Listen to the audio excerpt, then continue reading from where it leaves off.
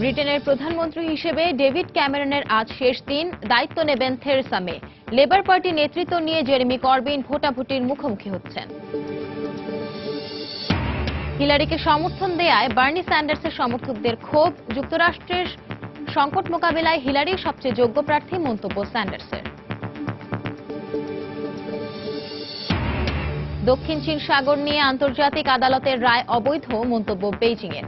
বিতর্কিত জলসীমায় আকাশ প্রতিরক্ষা ব্যবস্থা গড়ে তোলার অধিকার আছে বলে দাবি।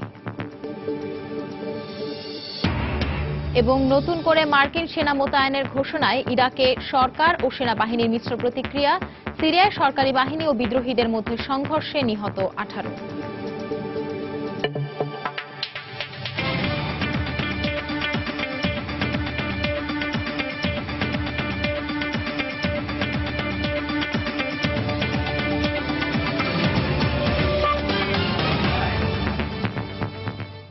আন্তর্জাতিক সময়ের সঙ্গে আছি আমি সঞ্জনা চৌধুরী। আজ ব্রিটেনের প্রধানমন্ত্রী হিসেবে আনুষ্ঠানিকভাবে দায়িত্ব গ্রহণ করতে যাচ্ছেন থেরেসা মে। বিদায়ী প্রধানমন্ত্রী ডেভিড ক্যামেরন পার্লামেন্টে প্রশ্নোত্তর পর্ব শেষে বিকেলে রানীর কাছে আনুষ্ঠানিকভাবে পদত্যাগপত্র জমা দেবেন। এদিকে বিরোধী লেবার পার্টি নেতৃত্ব নিয়ে চ্যালেঞ্জের মুখে থাকা জেরেমি করবিন দলীয় সদস্যদের ভোটাভুটির মুখোমুখি হতে যাচ্ছেন। দলের এক জরুরি বৈঠকে এই সিদ্ধান্ত হয়। ডেভিড ক্যামেরনের প্রধানমন্ত্রীত্বে সবশেষ মন্ত্রিসভা বৈঠকে অংশ নিতে মঙ্গলবার লন্ডনের 10 ডাউনিং স্ট্রিটে জড়ো হন তার মন্ত্রিসভার সদস্যরা। 23 জুনের গণভোটের রায় ব্রেক্সিটের পক্ষে যাওয়ার পরপরই পদত্যাগের ঘোষণা দেন ক্যামেরন। সেপ্টেম্বরে তার আনুষ্ঠানিক পদত্যাগের কথা থাকলেও এর মধ্যে দলের নতুন নেতা নির্বাচিত হওয়ায় তিনি আর পদ আঁকড়ে থাকতে চাননি। বুধবারই বিদায় নিচ্ছেন তিনি। 2010 সালের 5 মে ডেভিড ক্যামেরন প্রধানমন্ত্রী হিসেবে রাজপ্রাসাদে রানীর কাছে শপথ গ্রহণ করেন। 6 বছর দায়িত্ব পালন শেষে আজ পার্লামেন্টের নিম্নকক্ষ হাউস অব কমন্সে প্রধানমন্ত্রীর প্রশ্নোত্তর পর্বে হাজিরার পর রানীর কাছেই পদত্যাগপত্র জমা দেবেন ক্যামেরন। ডেইলি টেলিগ্রাফ পত্রিকায় দেয়া সাক্ষাৎকারে ক্যামেরন জানান, তিনি আশা করছেন নতুন নেতৃত্বে জনগণ একটি শক্তিশালী দেশ দেখতে পাবে। প্রধানমন্ত্রী হিসেবে ক্যামেরনের স্থলাভিষিক্ত হওয়ার বিষয়টি নিশ্চিত হয়ে যাওয়ার পর কনজারভেটিভ পার্টির নতুন নেতা থেরেসা মে একটি আধুনিক ও উন্নত যুক্তরাজ্য গড়ে তোলার প্রতিশ্রুতি দেন। ব্রেক্সিট বা ব্রিটেনের ইউরোপীয় ইউনিয়ন থেকে বেরিয়ে যাওয়াকে ঘিরে দলীয় বিভক্তি নিরসন, অভিবাসী নিয়ন্ত্রণ ও অর্থনৈতিক পুনর্গঠনের চ্যালেঞ্জ এখন তার সামনে। স্বরাষ্ট্রমন্ত্রী হিসেবে সবচেয়ে দীর্ঘ সময় প্রায় 6 বছর দায়িত্ব পালন করেছেন 59 বছর বয়সী থেরেসা মে। আনুষ্ঠানিক দায়িত্ব গ্রহণের পর মে তার মন্ত্রিসভা সদস্যদের নাম ঘোষণা করবেন। এদিকে দলের কয়েকটি মহলের প্রবল বিরোধিতার মুখে থাকা লেবার পার্টির নেতা জেরেমি করবিনকেও হতে হচ্ছে পরীক্ষার মুখোমুখি। দলীয় নেতৃত্ব টিকিয়ে রাখতে তাকে অংশ নিতে হবে ভোটাভুটিতে। নিয়মানুযায়ী ভোটে অংশ নিতে করবিনের 51 জন বা 20% পার্লামেন্ট সদস্যের সমর্থন প্রয়োজন। এই সমর্থন তার আছে কিনা তা নিয়ে যখন সংশয়ের দানা বেঁধেছে, তখন দলের কার্যনির্বাহী কমিটি সিদ্ধান্ত দিয়েছে তিনি সরাসরি অংশ নিতে পারবেন ভোটে। দলের প্রভাবশালী নেতা অ্যাঞ্জেলা ইগল অনাস্থা প্রকাশ করায় করবিনের নেতৃত্ব চ্যালেঞ্জের মুখে পড়ে। সঞ্জনা চৌধুরী, সময় সংবাদ। মার্কিন প্রেসিডেন্ট নির্বাচনে ডেমোক্রেট দলের পদপ্রার্থী হিলারিকে সমর্থন দেয়ায় বার্নি স্যান্ডার্সের প্রতি ক্ষুব্ধ তার সমর্থকদের একাংশ। তাদের দাবি, হিলারিকে দিয়ে যুক্তরাষ্ট্রের সব স্তরের মানুষের প্রত্যাশা পূরণ সম্ভব নয়। এদিকে হিলারির এক সময়কার প্রতিপক্ষ স্যান্ডার্স বলছেন, বর্তমানে যুক্তরাষ্ট্র যে সংকটের মধ্য দিয়ে যাচ্ছে তা মোকাবেলায় হিলারি সবচেয়ে ভালো প্রার্থী। এদিকে স্যান্ডার্সকে অভিবাদন জানিয়ে মার্কিন তরুণ প্রজন্মকে রাজনীতির সঙ্গে সম্পৃক্ত হওয়ার আহ্বান জানিয়েছেন হিলারি ক্লিন্টন। মঙ্গলবার নিউ হ্যাম্পশায়ারের পোর্টসমাউথে ডেমোক্রেট দলের প্রচারণায় হিলারি ক্লিন্টনকে সমর্থন জানান মার্কিন তরুণ প্রজন্মের কাছে ব্যাপক জনপ্রিয় বার্নি স্যান্ডার্স। হিলারির সাথে প্রচারণাতেও অংশ নেন ভারমন্টের এই সিনেটর। বিবিসি জানায়, মনোনয়ন নিশ্চিত হওয়ার পরই স্যান্ডার্সের সাথে সমঝোতার আলোচনা চালিয়ে আসছিলেন তিনি।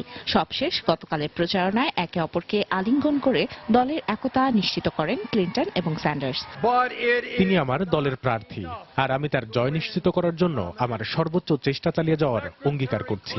দেশ এখন সংকটের মধ্য দিয়ে যাচ্ছে, আর এই সংকট মোকাবেলা করা শুধু হিলারি ক্লিন্টনের পক্ষেই সম্ভব। স্যান্ডার্সের সমর্থন পেয়ে উচ্ছ্বসিত হিলারি ক্লিন্টন। মার্কিন গণমাধ্যমগুলো বলছে, স্যান্ডার্সের সমর্থন হিলারিকে মার্কিন প্রেসিডেন্ট নির্বাচনের দৌড়ে আরো এক ধাপ এগিয়ে দিল। আমি বলবো, এটা আমার সৌভাগ্য যে আমি সিনেটর স্যান্ডার্সের সাথে এখানে দাঁড়িয়ে আছি। একসাথে আমরা আরো বেশি শক্তিশালী। স্যান্ডার্সের এই পদক্ষেপই প্রমাণ করে করে আমরা সম্পর্কে নতুন মাত্রা যোগ করতে সংযোগ বা ব্রিজ তৈরি করি, বাধা বা দেয়াল নয়। আমি আশা করব মার্কিন তরুণ প্রজন্ম এর মধ্যে দিয়েই রাজনীতির সাথে সম্পৃক্ত হবে। তবে হিলারিকে সমর্থন জানানোয় ক্ষুব্ধ বার্নির সমর্থকদের একাংশ। তাদের মতে সর্বস্তরের মানুষের উন্নয়নের কোনো পরিকল্পনা হিলারির নেই, এমনকি অর্থনীতি পুনরুদ্ধারের বিষয়েও নেই পাকাপোক্ত কোনো দিক নির্দেশনা। পররাষ্ট্রমন্ত্রী থাকাকালে ব্যক্তিগত সার্ভারে দাপ্তরিক মেইল আদান প্রদানের মতো বিতর্কিত ইস্যু নিয়েও তারা প্রশ্ন তোলেন। তানজিম মুনিয়াত, সময় সংবাদ। ইরাকে নতুন করে আরো 560 মার্কিন সেনা মোতায়েনে ওয়াশিংটনের ঘোষণার একদিন পর এ নিয়ে দেশটির সরকার ও ইরাকি বাহিনীর মধ্যে মিশ্র প্রতিক্রিয়া দেখা দিয়েছে। ইরাক সরকারের পক্ষ থেকে একে স্বাগত জানানো হলেও দেশটিতে নতুন করে আর কোনো মার্কিন সেনা মোতায়েন মেনে নেওয়া হবে না বলে মন্তব্য করেছেন ইরাকি বাহিনীর এক শীর্ষ কমান্ডার। এদিকে সিরিয়ার আলেপ্পো শহরে দেশটির সরকারি বাহিনী ও বিদ্রোহীদের মধ্যে তীব্র সংঘর্ষে অন্তত 8 জন নিহত হয়েছেন। গত সপ্তাহে আইএস নিয়ন্ত্রিত ইরাকের মসুল শহরের প্রধান ঘাঁটিটি পুনরুদ্ধারের পর মঙ্গলবার শহরের দক্ষিণে আরও অগ্রসর হয় ইরাকি সেনারা। একই সঙ্গে আইএসের অবস্থান লক্ষ্য করে এদিন বিমান হামলা চালায় মার্কিন নেতৃত্বাধীন জোট। এসব হামলার মাধ্যমে সরকারি সেনারা সেখানকার একটি গ্রাম আইএসের হাত থেকে পুনরুদ্ধার করতে সক্ষম হয়। আমরা মসুলের কেন্দ্র থেকে মাত্র কয়েক কিলোমিটার দূরে অবস্থান করছি। ইনশাআল্লাহ রক্ত দিয়ে হলেও আমাদের সাহসী যোদ্ধারা আইএসের কাছ থেকে মসুল শহর শত্রুমুক্ত করবে। ইরাকে নতুন করে আরো 560 মার্কিন সেনা মোতায়েন করা হবে। মার্কিন প্রতিরক্ষা মন্ত্রী অ্যাস্টন কার্টারের এমন ঘোষণাকে ইরাক সরকারের পক্ষ থেকে স্বাগত জানানো হলেও ইরাকে আর কোনো মার্কিন সেনার অবস্থান মেনে নেওয়া হবে না বলে মন্তব্য করেছেন ইরাকি বাহিনীর শীর্ষ কমান্ডার হাদি আল আমিরি। ইরাকে আইএসের যেমন স্থান হবে না, তেমনি মার্কিন সেনাদেরও আর কোনো স্থান হবে না বলে মন্তব্য করেন তিনি। শেষ পর্যন্ত নতুন সেনা মোতায়েন সম্ভব হলে ইরাকে মার্কিন সেনার সংখ্যা দাঁড়াবে 4647 জনে। এদিকে সিরিয়ার উত্তরাঞ্চলীয় আলেপ্পো শহরে মঙ্গলবার সরকারি বাহিনী ও বিদ্রোহীদের মধ্যে রক্তক্ষয়ী সংঘর্ষের ঘটনা ঘটে। পর্যবেক্ষণ সংস্থা জানায় মঙ্গলবার রাতে শহরটির পশ্চিমাঞ্চলে সরকারি বাহিনীর সদস্যদের লক্ষ্য করে আসাদ বিরোধী বিদ্রোহীরা 3 শতাধিক গোলাবর্ষণ করে। এতে 8 জন নিহত হয় বলে জানায় স্থানীয় গণমাধ্যম। জবাবে বিদ্রোহীদের লক্ষ্য করেও পাল্টা বিমান হামলা চালায় সিরীয় বাহিনী। এতে নারী ও শিশু সহ অন্তত 10 জন নিহত হওয়ার খবর জানায় পর্যবেক্ষণ সংস্থা। এছাড়াও এদিন ইদলিব প্রদেশেও সরকারি বাহিনীর বিমান হামলায় নিহত হয় আরও অন্তত 14 জন। অন্যয় কর্মকার, সময় সংবাদ। ইরাকের রাজধানী বাগদাদের উত্তরে আত্মঘাতী গাড়ি বোমা হামলায় নিহত হয়েছেন অন্তত 12 জন। এছাড়াও আহত হয়েছেন আরও অন্তত অর্ধশত। মঙ্গলবার দেশটির উত্তরাঞ্চলীয় রাশিদিয়া শহরের একটি বাজার এলাকায় এই হামলা চালানো হয়। পুলিশ জানায় মঙ্গলবার সকালে শহরের বাজার এলাকায় পার্ক করে রাখা বোমাবাহী একটি গাড়ি হঠাৎ করে বিস্ফোরিত হলে ঘটনাস্থলে নিহত হন অন্তত 9 জন। পরে আহত অবস্থায় হাসপাতালে নেওয়ার পর মারা যান আরও 3 জন। এছাড়া আহত আরও কয়েকজনের অবস্থা আশঙ্কাজনক বলে জানিয়েছে কর্তৃপক্ষ। হামলার দায় এখন পর্যন্ত কেউ স্বীকার না করলেও জঙ্গি গোষ্ঠী আইএস এ হামলা চালিয়ে থাকতে পারে বলে ধারণা করা হচ্ছে। গত 3রা জুলাই বাগদাদে আইএসের ভয়াবহ বোমা হামলার পর থেকেই শহরটিতে সর্বোচ্চ সতর্কতা জারি রয়েছে। আন্তর্জাতিক সময় আরো দেখবেন। নেপালের জোট সরকার থেকে মাওবাদীদের সমর্থন প্রত্যাহার, সরকার গঠনে নতুন জোট গঠনের ঘোষণা। দক্ষিণ চীন সাগরের বিরোধ নিয়ে মামলায় ফিলিপিন্সের পক্ষে দেয়া আন্তর্জাতিক সালিসি আদালতের রায়কে আইনগত ভিত্তিবিহীন বলে মন্তব্য করে এ রায় মানতে বাধ্য নয় বলে জানিয়েছে চীন। যুক্তরাষ্ট্রের হস্তক্ষেপের আগে এই অঞ্চলের শান্তি ও স্থিতিশীলতা বজায় ছিল উল্লেখ করে চীনের পক্ষ থেকে আরো বলা হয়, বিতর্কিত জলসীমায় আকাশ প্রতিরক্ষা ব্যবস্থা গড়ে তোলার অধিকার তাদের আছে। তবে রায় মেনে নিতে চীনের প্রতি আহ্বান জানিয়েছে জাপান। দক্ষিণ চীন সাগরের মালিকানা নিয়ে প্রতিবেশী দেশগুলোর সাথে চীনের টানাপোড়েন চলছে বহুদিন ধরেই। চীনের দাবি দক্ষিণ চীন সাগরের 35 লাখ বর্গ কিলোমিটার জলসীমার 90 ভাগের মালিকানা শুধু তাদের। কিন্তু Taiwan, Brunei, Indonesia, Malaysia, Philippines ও ভিয়েতনামও এর মালিকানা দাবি করে আসছে। তবে এসবে গুরুত্ব না দিয়ে শক্তি বৃদ্ধির জন্য সাগরে কৃত্রিম দ্বীপ তৈরি করেছে চীন। আন্তর্জাতিক সমুদ্র আইন অনুযায়ী সমুদ্রের মালিকানার জন্য সমুদ্র তীরের 12 নটিক্যাল মাইলের মধ্যে পড়তে হবে। ফিলিপিন্সের দাবি স্প্রাটলি বা প্যারাসেল দ্বীপপুঞ্জ চীনের ভূখণ্ড থেকে 2 নটিক্যাল মাইলের চাইতে অনেক বেশি দূরে, আর তাই দ্বীপগুলোর মালিকানা ফিলিপিন্সের। কিন্তু চীনের দাবি প্রাচীন চীনা মানচিত্র ও 1947 সালের মানচিত্র অনুযায়ী দ্বীপগুলো তাদের। চীনের এই দাবি মেনে না নিয়ে যুক্তরাষ্ট্র দক্ষিণ চীন সাগরে সামরিক জাহাজ পাঠালে উত্তেজনা আরও বেড়ে যায়। কিছুদিন আগেও বিমানবাহী যুদ্ধ জাহাজ পাঠিয়েছে যুক্তরাষ্ট্র। পাল্টা ব্যবস্থা হিসেবে প্যারাসেল দ্বীপপুঞ্জের কাছে মহড়া চালাচ্ছে চীন।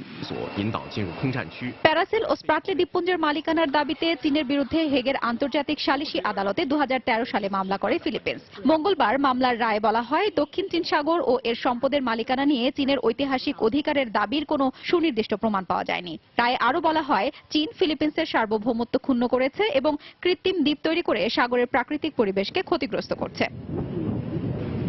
তবে এ রায় মানবে না বলে সাফ জানিয়ে দিয়েছে চীন। আন্তর্জাতিক সালিসি আদালতের রায়ের কোনো আইনি ভিত্তি নেই বলে মন্তব্য করে এ রায় মানতে বাধ্য নয় বলে জানায় তারা। চীনের পক্ষ থেকে বলা হয়, যুক্তরাষ্ট্রই বরং নিজেদের স্বার্থে আন্তর্জাতিক আইন ব্যবহার করছে। যুক্তরাষ্ট্র দক্ষিণ চীন সাগরের সামরিক শক্তির সমাবেশ ঘটানোর আগে এ অঞ্চলে শান্তি বজায় ছিল। এর আগে প্রতিবেশী দেশগুলোর সঙ্গে বিতর্কিত জলসীমা নিয়ে সামান্য দ্বন্দ্ব থাকলেও আঞ্চলিক শান্তি, স্থিতিশীলতা ও নিরাপত্তায় কোনো ব্যাঘাত ঘটেনি। যুক্তরাষ্ট্র সমর শক্তির সমাবেশ ঘটানোর পরই বরং শান্তি ভঙ্গের আশঙ্কা দেখা দিয়েছে। রায় কার্যকরের ক্ষমতা আন্তর্জাতিক আদালতের নেই, তাই চীন এ রায় না মানলে এবং যুক্তরাষ্ট্র সহ দাবিদার দেশগুলো চীনের দাবি মেনে না নিলে এ অঞ্চলে উত্তেজনার অবসান হওয়ার কোনো সম্ভাবনা নেই। তাই চীনকে রায় মেনে নেওয়ার আহ্বান জানিয়েছে ভারত, জাপান ও অস্ট্রেলিয়া। তবে কোনো আহ্বান বা অনুরোধ আমলে না নিয়ে রায়ের পরও নতুন করে চীন দাবি করেছে, বিতর্কিত জলসীমায় আকাশ প্রতিরক্ষা অঞ্চল গড়ে তোলার অধিকার আছে তাদের। হাফসাতুন্নেসা, সময় সংবাদ। নেপালের জোট সরকার থেকে বেরিয়ে যাওয়ার ঘোষণা দিয়েছে মাওবাদী কমিউনিস্ট পার্টি। এতে করে মেয়াদ পূরণের আগেই শেষ হতে পারে দেশটির বর্তমান সরকারের মেয়াদ। অন্যদিকে সরকার গঠনে নতুন জোট গঠনের ঘোষণা দিয়েছে মাওবাদী নেতারা। নেপালের জোট সরকারের ভাঙনের শব্দ শোনা যাচ্ছিল মাস দুয়েক আগে থেকেই। সবশেষে গত মে মাসে মাওবাদী নেতারা ওলি সরকারকে ক্ষমতাচ্যুত করার হুমকি দেয়। সেটিরই বহিঃপ্রকাশ ঘটল মঙ্গলবার। এদিন দেশটির ক্ষমতাসীন জোট সরকার থেকে সমর্থন প্রত্যাহারের ঘোষণা দেন মাওবাদী কমিউনিস্ট পার্টির নেতা পুষ্পকমল দহল প্রচণ্ড।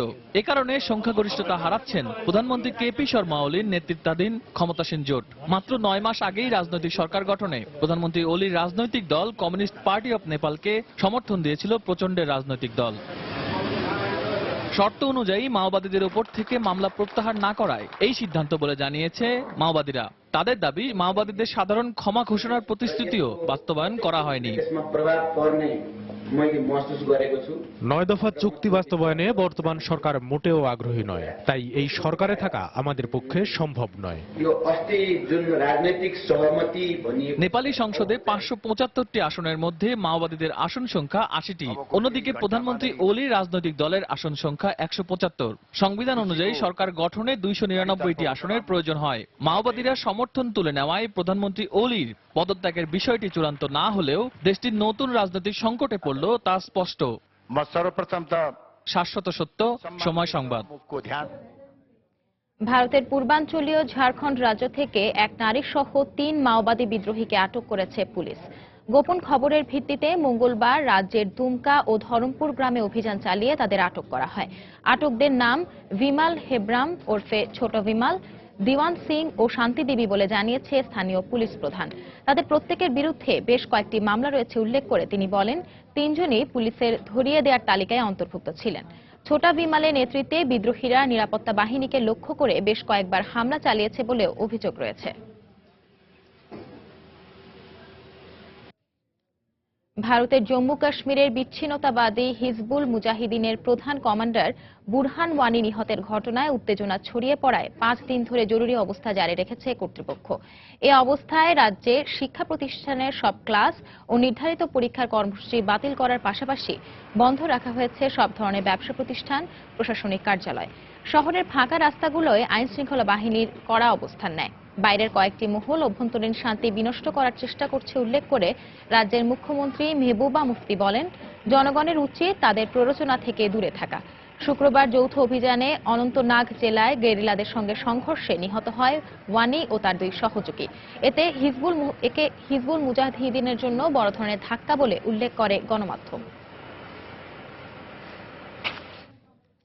জরুরি অবস্থার মধ্যেও ভারতের উত্তরাঞ্চলীয় জম্মু কাশ্মীরের হাজারো মানুষ মঙ্গলবার শোক ও শ্রদ্ধার সঙ্গে পালন করেছে ৮৬তম শহীদ দিবস। দিনটিকে আনুষ্ঠানিকভাবে ইউমে সুহাতা ই কাশ্মীর হিসেবে উল্লেখ করা হয়। ১৯৩১ সালে কাশ্মীরের তৎকালীন মহারাজা হরি সিং ডোগরা নীতি প্রণয়ন করলে এর বিরুদ্ধে রাজ্য জুড়ে বিদ্রোহ ছড়িয়ে পড়ে। সে বছর শ্রীনগর কেন্দ্রীয় কারাগারের বন্দীরা বিক্ষোভ করলে সেনাদের গুলিতে নিহত হয় অন্তত ২৩ জন আন্দোলনকারী। এরপর থেকে নিহতদের স্মরণে প্রতি বছরের ১৩ জুলাই স্বাধীনতা দিবস পালন করে থাকে কাশ্মীরবাসী। ১৯৯০ সালের আগ পর্যন্ত দিনটি সরকারি ছুটি হিসেবে পালন করা হতো।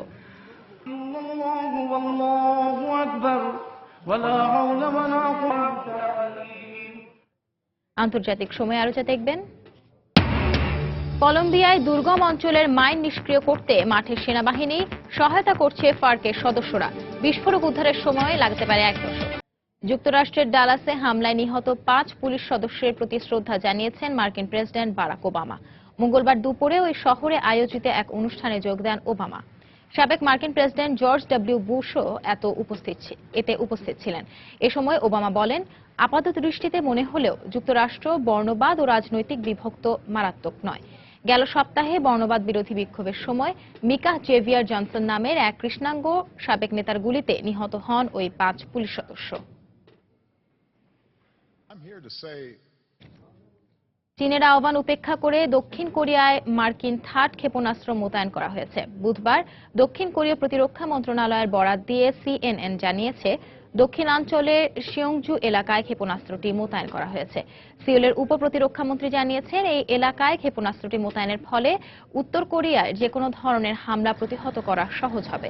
পাশাপাশি দক্ষিণ কোরীয় নাগরিকদের নিরাপত্তার কথা চিন্তা করেও এই অঞ্চলে থার্ড ক্ষেপণাস্ত্র মোতায়েন করা হয়েছে বলে জানিয়েছেন তিনি। এদিকে থার্ড মোতায়েনের ঘোষণার পরই এর নিন্দা জানিয়েছে পিয়ংইয়ং। উত্তর কোরীয় নেতা কিম জং উনের ওপর মার্কিন নিষেধাজ্ঞা আরোপের ঘোষণার পর উত্তর কোরিয়া এর প্রতিশোধ নেয়ার ঘোষণা দেয়। এরপরই দক্ষিণ কোরিয়া এবং যুক্তরাষ্ট্র যৌথভাবে ঘোষণা করে পিয়ংইয়ং এর হামলা প্রতিহত করতে বিধ্বংসী থার্ড ক্ষেপণাস্ত্র মোতায়েনের। চীনের বক্তব্য ছিল, এই অঞ্চলে থার্ড ক্ষেপণাস্ত্র মোতায়েন করা হলে এখানে সামরিক উত্তেজনা আরও বাড়বে।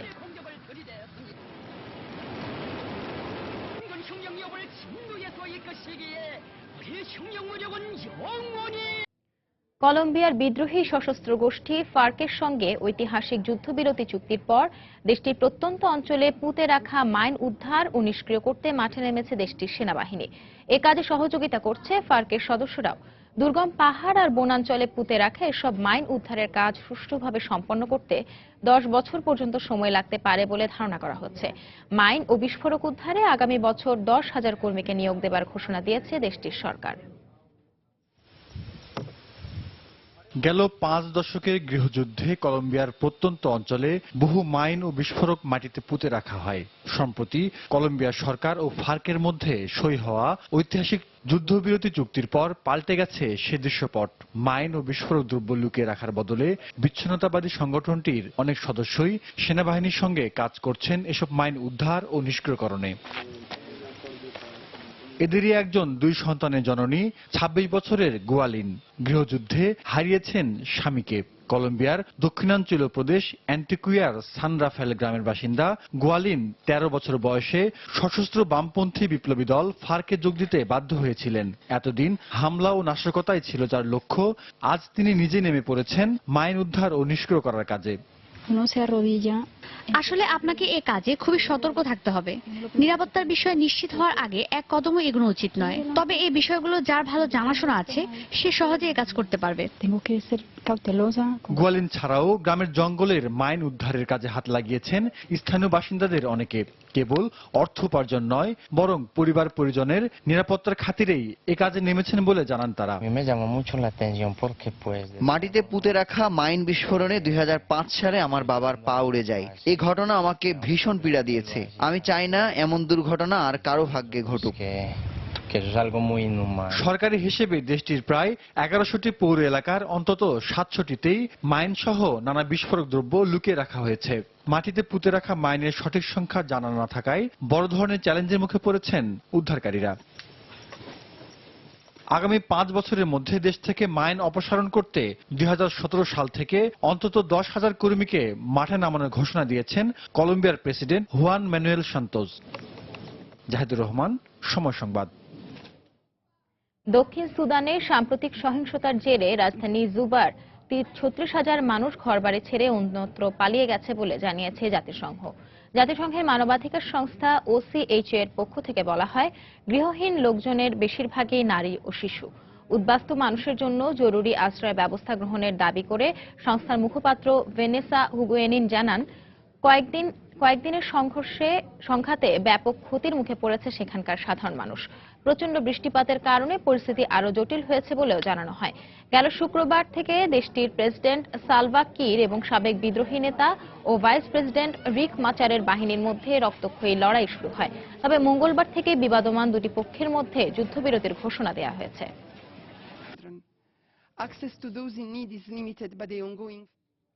ইতালির দক্ষিণাঞ্চলে দুটি যাত্রীবাহী ট্রেনের মুখোমুখি সংঘর্ষে নিহতের সংখ্যা বেড়ে দাঁড়িয়েছে 27-এ। এছাড়াও আহত হয়েছেন আরো অর্ধশত। আহতদের মধ্যে বেশ কয়েকজনের অবস্থা আশঙ্কাজনক বলে জানিয়েছে কর্তৃপক্ষ। মঙ্গলবার দেশটির উপকূলীয় শহর বারি এবং বার্লেত্তার মাঝামাঝি এলাকায় একই লাইনে দুদিক থেকে দুটি ট্রেন চলে আসলে এই হতাহতের ঘটনা ঘটে। তবে এ ঘটনার দ্রুত ও সুষ্ঠু তদন্তের অঙ্গীকার ব্যক্ত করেছেন প্রধানমন্ত্রী মাত্তেও রেনজি। মঙ্গলবার সন্ধ্যায় ঘটনাস্থল পরিদর্শনে গিয়ে প্রতিশ্রুতি দেন তিনি। মিলান সফর বাতিল করে রোমে ফিরে আসেন ইতালীয় প্রধানমন্ত্রী। দুর্ঘটনার পরপরই জরুরি উদ্ধার কর্মীরা ঘটনাস্থলে পৌঁছে হতাহতদের উদ্ধারে অভিযান শুরু করে বলে জানায় কর্তৃপক্ষ। গেল 2009 সালে একই ধরনের রেল দুর্ঘটনায় নিহত হন অন্তত 30 জন।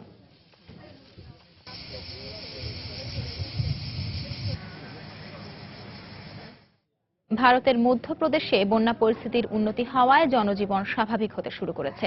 গত কয়েকদিনের টানা বৃষ্টিপাতের ফলে সৃষ্ট বন্যায় প্রাণ হারায় অন্তত 22 জন, গৃহহারা হয় 70,000 মানুষ। দুর্গত মানুষের সহায়তায় ও বন্যার সার্বিক ক্ষতি কাটিয়ে উঠতে প্রশাসনকে সতর্ক অবস্থানে থাকার নির্দেশ দিয়েছেন রাজ্যের মুখ্যমন্ত্রী শিবরাজ সিং। বন্যায় বেশ ক্ষয়ক্ষতি হলেও সামনের মৌসুমে ফলন ভালো হবে বলে আশা করছেন তিনি। এবারের বন্যায় সবচেয়ে বেশি ক্ষতিগ্রস্ত হয়েছে মনসুর জেলা।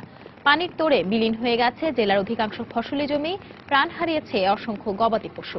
এদিকে ভারী বৃষ্টিপাতের কারণে তেলেঙ্গানা রাজ্যের পাশ দিয়ে বয়ে যাওয়া গোদাভারি নদীর পানি উপচে আশেপাশের বেশ কয়েকটি এলাকা তলিয়ে গেছে।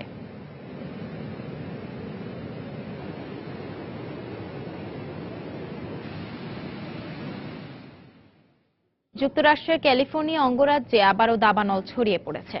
মঙ্গলবার রাজ্যের উত্তরাঞ্চলীয় ক্যালাভেরাস কাউন্টি এলাকায় নতুন করে দাবানলের সূত্রপাত হয়। মঙ্গলবার দুপুরে শুরু হওয়া দাবানলে এরই মধ্যে প্রায় 350 একর জমি পুড়ে গেছে। কর্তৃপক্ষ জানায়, এখন পর্যন্ত সেখানকার 20% এলাকায় এই আগুন ছড়িয়ে পড়েছে। আগুন নেভাতে কাজ করছে শতাধিক দমকল কর্মী। তবে এখনো আশেপাশের বাসিন্দাদের এলাকা ছেড়ে যেতে কোনো নির্দেশ দেওয়া হয়নি।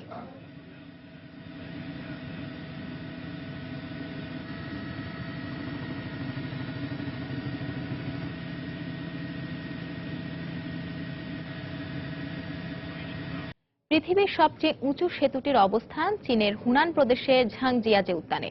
তবে অবাক করা বিষয় হলো, পুরো সেতুটি তৈরি করা হয়েছে স্বচ্ছ কাঁচ দিয়ে। সম্প্রতি দেশটির আরেকটি কাঁচের সেতুতে ফাটল দেখা দিলে নতুন এই সেতু নিরাপত্তা পরীক্ষায় মাঠে নামে স্বেচ্ছাসেবকরা। হাতুড়ি পিটিয়ে এমনকি বিশাল গাড়ি চালানোর পরও সেতুটিকে এক চুলও নাড়াতে পারেনি কেউ। আরো কয়েক ধাপের পরীক্ষার পর জনসাধারণের জন্য খুলে দেয়া হবে সেতুটি। বিশাল দুটি পাহাড়ের মাঝখানে স্বচ্ছ কাঁচের তৈরি একটি ঝুলন্ত সেতু। 985 ফুট উঁচুতে এমন অদ্ভুত এক সেতুর ওপর দিয়ে হেঁটে যাওয়া যেমন ভয়ের তেমনি রোমাঞ্চকর। চীনের হুনান প্রদেশের ঝাংজিয়াজে উদ্যানে মিলবে এমনই এক সেতু। নয়নাভিরাম সেই উদ্যানের উঁচু দুটি পাহাড়ের মাঝে মেলবন্ধন তৈরি করতে নির্মাণ করা হয় পৃথিবীর দীর্ঘতম এই কাঁচের সেতুটি। নিচে তাকালে পুরো মাথা ঘুরে ওঠে, তাই সামনে তাকিয়ে হাঁটি। এই সেতু ভ্রমণে আসলেই অনেক সাহসের প্রয়োজন। 1410 ফুট দীর্ঘ ও 20 ফুট চওড়া এই সেতুটি উচ্চতার ক্ষেত্রে বিশ্বের সব সেতুকে হার মানিয়েছে। ব্রিজটি নির্মাণে খরচ হয়েছে প্রায় $4 কোটি। গত বছরের জুনে এর নির্মাণ কাজ শুরু হয়। চলতি বছরের জুলাইয়ে সেতুটি উদ্বোধনের কথা থাকলেও নিরাপত্তার কথা মাথায় রেখে সেতুটির সহনশীলতার পরীক্ষার জন্য সময় নেন এর প্রধান প্রকৌশলী। গ্লাসটি 5 সেন্টিমিটার পুরু। আমরা বিশেষ পদ্ধতিতে কাঁচগুলোকে শক্ত করে জুড়ে দিয়েছি। এই কাঁচের সহনশীলতা পরীক্ষায় 20 জন স্বেচ্ছাসেবক কাজ করছে। গত বছর চীনের হেনান প্রদেশে নির্মিত অপর একটি কাঁচের সেতুতে ফাটল দেখা দিলে এই নিরাপত্তা নিয়ে প্রশ্ন ওঠে। ওই ঘটনা থেকে শিক্ষা নিয়ে ঝাংজিয়াজে ন্যাশনাল পার্ক কর্তৃপক্ষ সেতুর নিরাপত্তা পরীক্ষার উদ্যোগ নেয়। কাঁচের ভিত্তিতে একের পর এক আঘাত করার পাশাপাশি ফাটলের ওপর দিয়ে 15 টন ওজনের গাড়ি চালিয়ে নেওয়া সত্ত্বেও সেতুটি নড়বড়ে হয়নি। এভাবে পরীক্ষার প্রতিটি ধাপে উতরে যায় সেতুটি। পরীক্ষায় দেখা গেছে সজোরে আঘাত করে যদি পরপর 3টা প্যানেল ভেঙে দেওয়া হয় তাও সেতুটি ভেঙে পড়বে না। যদি ফাটলের অংশে একসঙ্গে 20 জন দাঁড়ায় তাও ভাঙবে না। মাথার ওপর থেকে শুরু করে পায়ের নিচ পর্যন্ত উপত্যকার পরিপূর্ণ সৌন্দর্য উপভোগে সেতুটি তৈরির পরিকল্পনা করে কর্তৃপক্ষ। এই সেতুতে দাঁড়ালে সব চিত্র স্পষ্ট হয়ে ধরা দেবে পর্যটকদের চোখে। এ যেন রূপকথার স্বর্গরাজ্য। সঞ্জনা চৌধুরী, সময় সংবাদ। বর্ণাঢ্য অনুষ্ঠানের মধ্য দিয়ে মঙ্গোলিয়া রাজধানী উলানবাটরে শুরু হয়েছে ঐতিহ্যবাহী খেলাধুলার বাৎসরিক প্রতিযোগিতা। আর্চারি, ঘোড়দৌড় ও কুস্তি এই 3টে খেলা নিয়ে এই প্রতিযোগিতা অনুষ্ঠিত হবে। এর আগে শুধুমাত্র পুরুষরা অংশগ্রহণ করলেও এবারে আর্চারি ও ঘোড়দৌড় ইভেন্টে থাকছে নারী প্রতিযোগীরাও। দর্শক চলুন দেখে আসি মঙ্গোলিয়ানদের ঐতিহ্যবাহী ক্রীড়া উৎসবের কিছু অংশ।